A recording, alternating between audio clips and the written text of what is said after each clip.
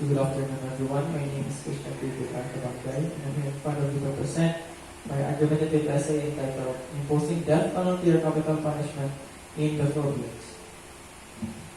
The death penalty or capital punishment is the act of giving death punishment given by a court of law for severe crimes. People with sentenced with death execution are afflicted to grave crimes such as homicide or massacre.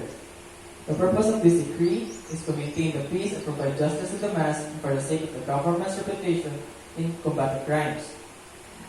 That is why the government shall impose an official decree or law applicable for all people, which says that anyone who commits terrible crimes like corruption, human trafficking, shall be penalized with death penalty. Moreover, selling high-value drugs, homicide, massacre, and any other forms of crimes which can cause significant damage to the mass and to the rights of every people, even to the country itself, shall be penalized as well by capital punishment or death penalty.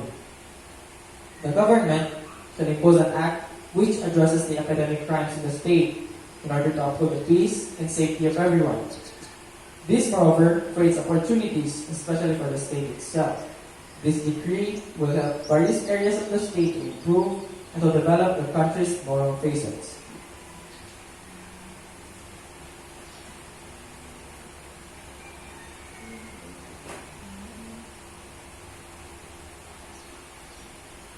Crime is indeed considered as an impediment on a certain country. It is highly believed that every actions afflicted to crimes shall be addressed and should have corresponding punishment. However, this law violates the life of the people because taking the life of anyone is inhuman.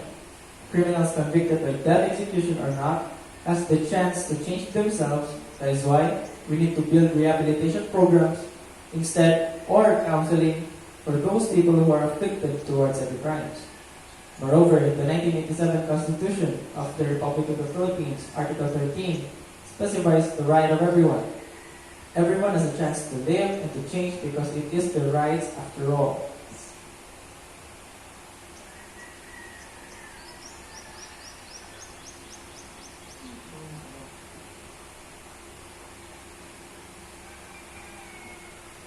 It is indeed inhuman to kill anyone.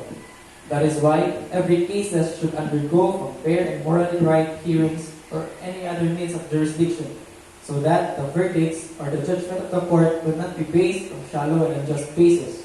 However, the claim saying build rehabilitation program is irrelevant. Why?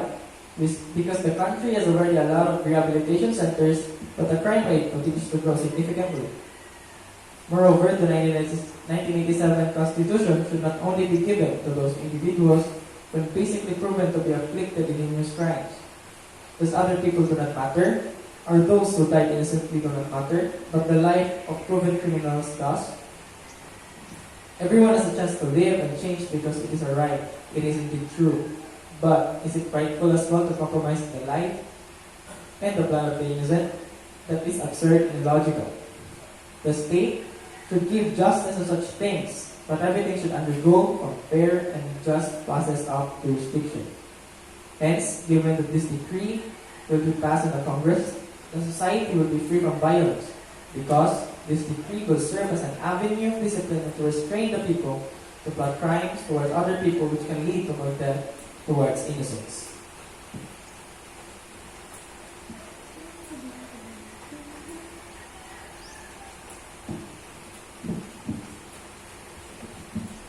In passing a decree such as death penalty law, it cannot give us assurance that the crime rate in the Philippines will have significant change on the preceding years. This might just result in more violence in every society. The people might revolt towards the government in passing such decree and will cause more chaotic situations. As a result, this will harm the safety of the country and the mass. That is why this law should not be implemented towards the state.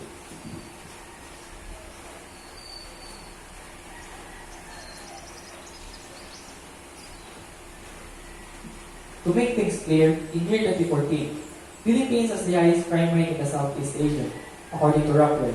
The PNP National Police, during their preventive crime meeting in the month of January to May 2014, reported that the crime all over the country raised up to 289,198 in year 2014 only, much higher than January to May 2013.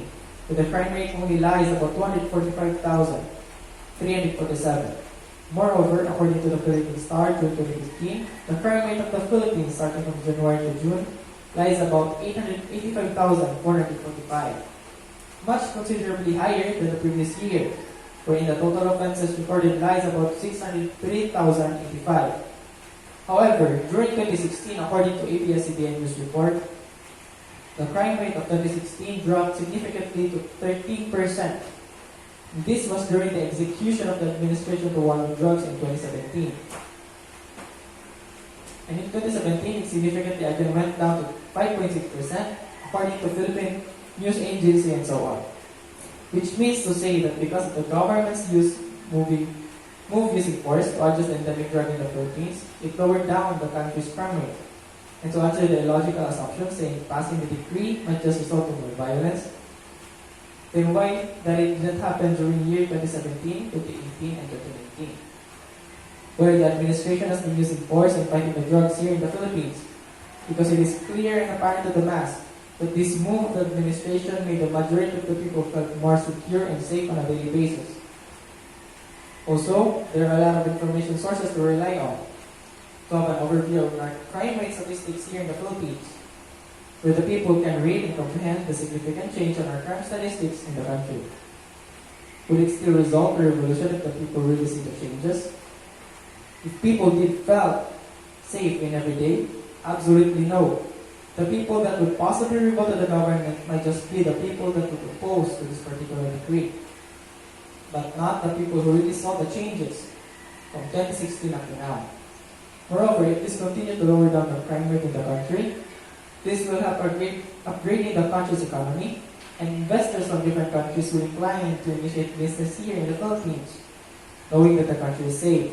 Furthermore, it can also help to establish businesses here in the Philippines wherein they can operate 24/7, and this will double or triple their profits. Hence, this will be a great help to the Philippine economy as well as to our business proprietors.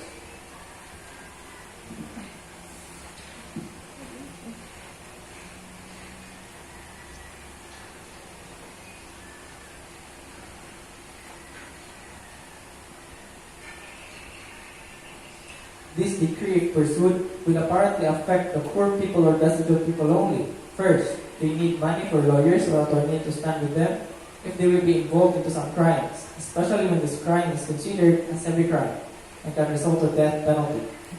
Poor people can be an easy subject of plotting crimes or foul plays. Second, people like politicians or well-known individuals can easily win crime hearings, which will be unfair to the state and to the poor people of the society.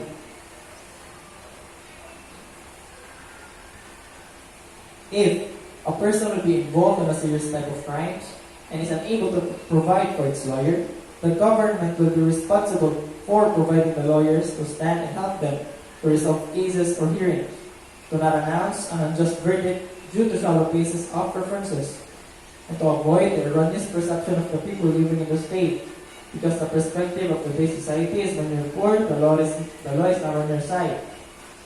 However, to alter that landscape, the government itself will give the legal advisor towards the person who is unable to pay and provide a lawyer. Majority of the people of today's time has this perception that the poor will be an easy bait for the wealthy. But this is just a wrong stigma towards the government and towards the law.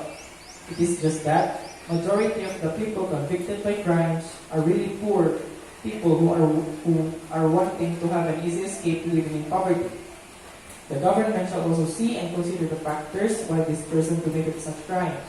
However, the action done by the convicted, as it was proven by the court that this particular person has committed a crime, shall have corresponding punishment. But regardless of their state of living, the government shall take no consideration when it comes to implementing the law. It is effective in every way. Second, when proven that there are tampering or manipulation on any cases, which includes an official of government or whoever it may be, they will face corresponding consequences in accordance to the law. Money has nothing to do with the decisions made from the court. Otherwise proven, the people who enacted unfair treatment and process shall be punished as well. No one will be above the law. Moreover, given that the capital punishment is approved by the Congress, this will improve the political system in the country. because this law will help to stop the corruption inside the government. This will serve as a force for every politician to be a servant of the country and to be the first advocate of peace, order, and justice, which can lead to better influence towards the mass. This law vision is to help the mass and every community to live with peace and order. This is not intended to make the people living in the state to obey out of fear, but uphold everyone's safety. Moreover, this decree appends opportunities and benefits for the country, for it can resolve the problems we have in our economy, government, and society. So this is my overall overview with regards to my discussion on my argumentative essay entitled Imposing Death Penalties in the Philippines. Thank you for listening and God bless.